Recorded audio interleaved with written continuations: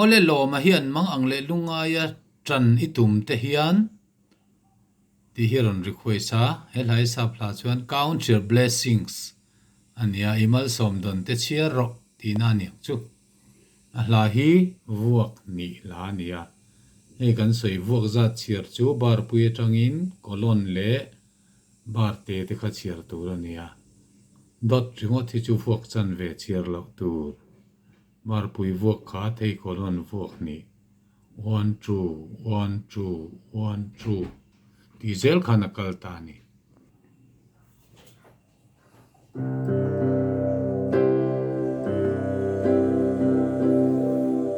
mang ang le lungaya tran ni tum te hia I be don do na piang in lo har jok lang I pian tirata patyan til thon pek che amalin chiar la makiting e yang ne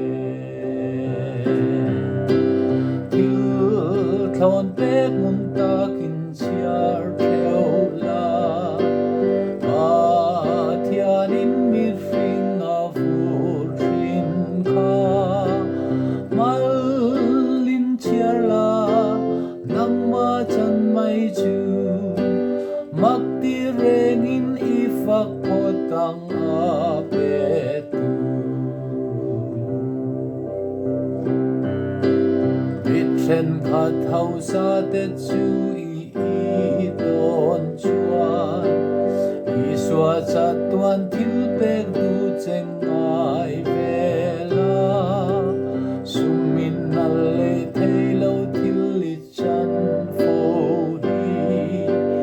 mai tua bok la lo min ni lo kha ta ni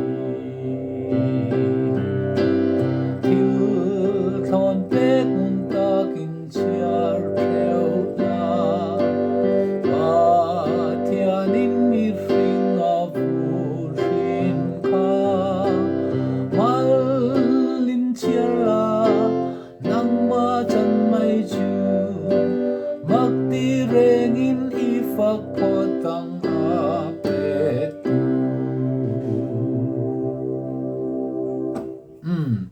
ka tiang kha nia hei vatemit kan ti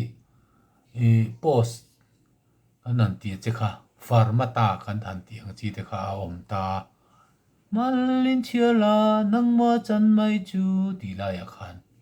ma se kha kha chu du chuan thluk thei du chuan thluk lo thei kan ti kha nia tu na mi kha vuak ni pa ngai an remania le zai kho na te chuan kha tiang lo po khan a lo rem thei ta ni len khom be sang chi deuh khan Re om na I chung a lo thing fo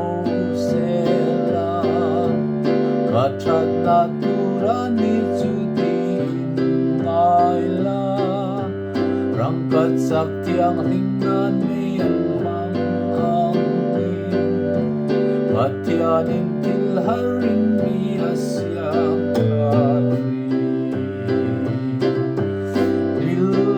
thon pek mun ta kin chiar theo la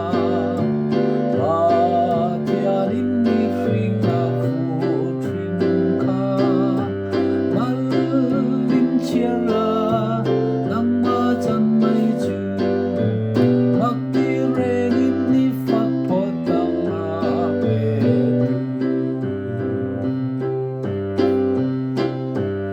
I chung ma kwa lo dur se Patyan in en kim chung a ro a re la Kot dur kot tiang nen in le lo tra si Mi fing siam that nan kot dur rang maya ni Thil thon pek mun ta kin chiar theo la Patyan in mi fing a fur thin kha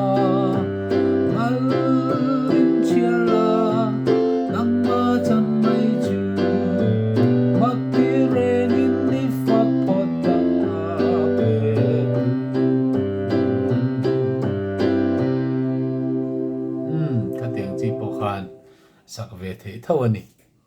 oh hi du tok phut mayang aron request tu kha loma ani lom om khop mai